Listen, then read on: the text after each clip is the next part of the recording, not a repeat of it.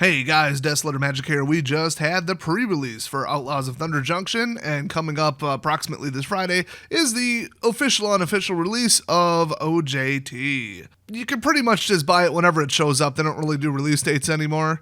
And yet, that is the release date. Doesn't mean much, but hey, the one thing that we're probably all wondering is with the ridiculous, crazy, out-of-control power level of this set, both in standard and outside of it, of course the latter being much more important to the value, what do the values look like? Like, what are the top 10? After Markov Manor was one of the worst sets released in the last 10 years value-wise, and in general, will this one, in its absolutely cranked power level, do better? By the way, speaking of MKM, if you didn't watch my last video, go watch it. You are definitely missing out. It is absolutely stupidly hilarious. The title is complete and utter clickbait. The whole thing is satire. Just go watch it. Especially the last 2 minutes.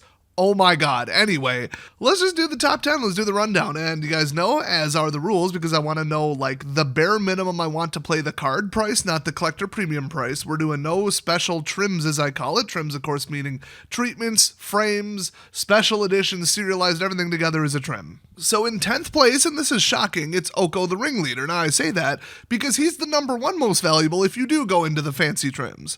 His wanted poster version is like $33, but just the I want to play Oko for some reason version here, $8. And I'm looking at Card Kingdom prices because they're usually pretty, reasonable. Accurately matched TCG player on eBay. And they are stating that these are not pre-order prices. These are actually in stock right now. Now, when they ship might be a different thing, but these are not technically listed as pre-release prices. So $8 for a card this moderately powerful, I could see it. I'm just shocked to find him at 10 when he's, like I said, number one in the other frames. So let's move on to number 9, which is a $9 card, Slick Shot Show Off. Yeah, Flying Haste for 2 in red, and then whenever you cast non-creature spell, it gets +2. Yeah, people are going to play this. This is a Red Winds card. That's worth $9 on a bad day. Then we move on to 8th place, which is $12. Yeah, you can already see where this video is going. So it's Railway Brawler. No surprise here, if you saw my spoiler video, this is just pushed to the moon. I hate it, and mono green is already too powerful. But, you get on the power ramp train, it's pretty hard to get off unless you don't want to lose a ton of money. So, it is what it is. Gonna have to keep pushing it until Magic just pretty much becomes Yu-Gi-Oh! So, actually tied in 7th place is Geese of the Hellraiser, also $12. So, sometimes it'd be like that. Yeah, double Lord card for Skeleton Zombies, and they all have Menace, and then she has Ward. I mean, yeah. It may cost 5, but if you're running either of those tribals, you're running this card. In 6th place, we've got Bristly Bill Spine Sower for $15. Now, these are mythics, all except for one that I read so far, but dang. Landfall and then just pay 5 and just basically win the game? Yeah. To call this card a little broken for 2 mana would be an understatement. Then at $1 more in 5th place, we've got Final Showdown, so coming in at $16. This one surprises me a little bit, but I mean, it's 1/1. All creatures lose all abilities till end of turn. 1/1. Choose a creature you control, it gains indestructible till end of turn. So it's basically a 2-cost white counterspell bare minimum. Well, it's a counterspell if all you care about is creatures. And if you pay a total of 6, you've got a board wipe. So it's just an early game utility card. It's a saver card. It's just nice. I mean, it's just nice. Everybody wants it. Now, are you absolutely going to lose the game without this card in your commander deck? No, so I think the price is going to fall. But have we ever seen anything like this with the Spree ability? Heck no. I mean, even like multi-kicker or strive don't even come close to a multimodal version of this. So next up, another mythic, we got Gold Vein Hydra. No surprise here, Hydras are expensive. Also, I forgot to mention, both of these are actually tied for 4th place. This is also $15.99, or as I like to call it, $16. Vigilance, Trample, and Haste, which you very rarely see on a green creature. It's just a standard 1+X Hydra, but then when it dies, it explodes into treasure tokens equal to its power. Pretty unique, pretty powerful, probably like an 8 out of 10 on the Hydra scale, so yeah.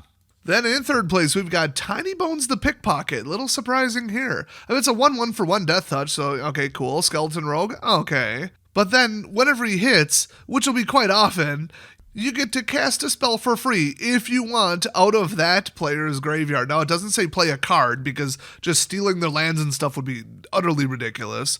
And then, they got color fixing built in. So if you're killing stuff, now you're hitting for 1 or killing more of their creatures with just him. And then on top of it, you're getting the stuff you killed, which is obviously priority, highest power, in theory, on your side, if you can pay for it.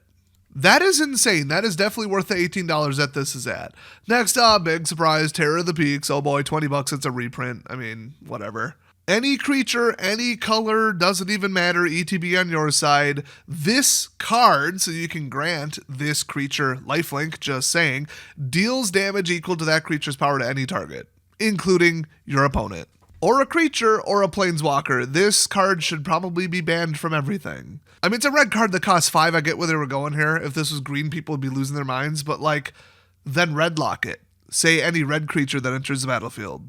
So yeah, this overpowered disaster is $20, and the fact that it is $20 reinforces the fact that I think it should be banned and it's overpowered. Apparently, a lot of people with a lot of credit cards agree with that sentiment. And in top place, no surprise here, for $28 you can get yourself the bare minimum trim of Jace Reawakened. He wasn't Ashy Larry, he was Jace this whole time. Oh my gosh, also he wasn't dead. Who would have thought? Who could have predicted? Come on. So this is the famous NR3 card, which of course NR5 from StarCraft, famous old term that everybody would totally abide by with 100% of the time. No rush 5, no attacks for 5 minutes.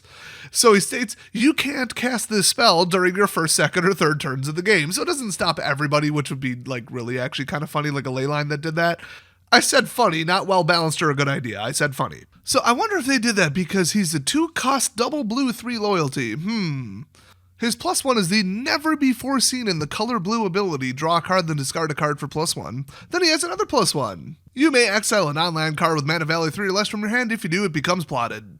Plotted means you can cast it for free at sorcery speed on any turn other than this current one.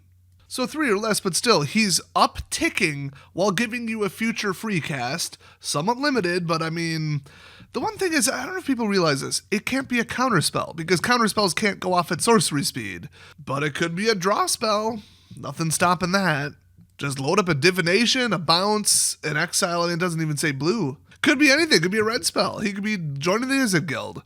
And then with both ticking up, you've got the -6 at until end of turn. Whenever you cast a spell, copy it. You may choose new targets for the copies. So not devastatingly powerful, but very, very, very, very good. Now, the key to running a mostly blue deck is to cast something while still having enough mana to stop your opponent from doing whatever they're doing. So having him cost 2 and come out with 3 loyalty is huge, and then he immediately upticks to 4. Then he just starts looting until you find something you need, load it up, and I mean, he's just the perfect assistant to a blue deck. In fact, he's too perfect, you can't have him on the first, second, or third turn of the game. They decided, and I completely agree with that. So yeah, people running blue heavy, spell heavy, control heavy, pretty much anything are going to run this. So yeah, I could see him being his current price of $28 freaking dollars. Now, the number 1 and commonly 2 and 3 cards in any given set, as far as highest value, tend to go down the fastest and the soonest. Let me just point out that the borderless version of Jace Reawakened, if I were to index multiple websites, is currently going for an average of $23. The borderless alternate art version is lower than this by $5. Think about that before you buy it. If you wanted Jace Reawakened from the cheapest place I could find it right now listed, it's between $16 and $17, so I think 28's a little high. So, shocker of all shockers, the mythics are worth money in a standard set. Let's look at the rares, which is where the, I'm opening packs and want to make money, solid, actual cash is going to come from. Well, Slickshot Show Off was $9. I was the only one that made the top 10. But then in 11th place, we've got Avon Interrupter for $6. We've got Satoru the Infiltrator for $6. We've got Smuggler's Surprise for $5. Insatiable Avarice for $5. All, roughly above the cost of a pack, depending upon, if you want to include the 20-30% margin to sell it. Buy list, eBay, whatever, shipping, insurance, scammers, losses, typical expenses. And then the very next one is Spire Bluff Canal, which is one of the rare lands, $4. This one falls off quick, and I mean, there's way too many mythics in this set. Double Down, Mythic, $4. Archangel of Tithes, down to $4. What is going on? That's a $20 card. Kellen, the overpowered card, Kellen the Kid, $4.50. Vraska, $5. Gired, or however you say it, Mirror of the Wilds, $5. What else we got? Rakdos, $5.50. Geralf, $6. Gitrog Ravenous Ride, $6. So you can't even win if you just pull a mythic. You've got to pull a good mythic. And then what I was outlining with the rares is that 90+% of them are below the cost of a pack. So you are not going to win opening packs. Just that factor alone blows it away. And then as we all know, especially 1 to 2 weeks after release, all these prices are meaningless. The only thing you want to open, or the only thing that's worth a ton of value that's going to like maybe stay the same or go up are the special fancy trims. So you'd be paying, what, more than double, triple? I don't even know what the prices are this time. 15, 20, 25 a pack, I don't even know anymore, for a collector's booster to get some mythics that are maybe worth double. I think this whole set, it ain't good. The one thing that's interesting is certain prices might go up on certain cards because the limited supply. Distributors started by telling WotC this time after Markov Manor and what a disaster that was, where people are demanding returns, they're having to refuse them, they're losing customers, whole stores are getting out of Magic over just that one set. Everybody's pissed. They can't get rid of the product. WotC obviously won't take it back unless they did it secretly. Absolute money-burning dumpster fire of a set. Now they're like, fool me once, you know? So this set looks pretty hot, except people are just done with it. Distributors are like, whatever you're going to send us like 20% less. Whether WotC complied with it or not, I don't know. I mean, they don't want to threaten a vendor to saying, you know what, screw you. This stuff ain't worth nothing. We're dropping it. Too volatile, too dangerous. Goodbye. But the distributors know the absolute least about the game. They don't know anything about singles. They have to make the decision far before the first spoiler comes out. So they have no idea what's in the set, which actually amplified it because they're like, well, Markov sucked. I guess you guys suck at making products, or Magic's going downhill, or we don't know. We don't care. Number go down. Give us less number. Simple. We sell other stuff than your dumb products, and we don't have time for this crap. Send us less. And then the stores are telling the distributors to send us less, whether it's merited or not. Now, I gave the counterexample of, I believe it was like the first Double Masters, I think it was. Either that or UMA, I don't remember. One of the Masters sets, where the two Masters sets before it were absolute trash. And so nobody wanted it. So at my store, I threw, I think, $14,000 at it, and I made like $5,000. Like, it was the easiest money I've ever made. But that's because people are like, oh, master sets are trash now, we don't want them. Well, if you looked into it, even just the description of it, it was like, still $9.99 a pack or whatever MSRP, give or take. And I was still getting, $140 to $170 a box. I don't remember what it was back then, but distributor price. And every single pack came with 2 rares, and then the spoilers started to look good. I said, send me everything you possibly can. So that's what I thought would happen with this one, where people were just not trusting it because of one bad set, Markov, although everything lately in Standard has been a bad set if you look at the values. And the sales numbers on paper are going down. Okay, they're trying to hide it, but every number I have access to says it's going down. So with the high average rare being below $3 and several of the mythics being below $4, you ain't making money opening this set, and you definitely ain't making money opening the collector's boosters. No way in hell. It is 0% chance with just numbers I'm looking at, and these are like 3 times as good as Markov Manor. Easily. Hard to tell because they printed, I want to say like 40 mythics in this set instead of 15. Like, I don't remember the exact number, but it's completely outrageous. And yeah, that makes the prices look good, but you ain't gonna open one. Oh, look, I opened a mythic. Well, what the hell does that mean? And then you got the fact that now there's no such thing as a draft booster, and they got rid of set boosters too.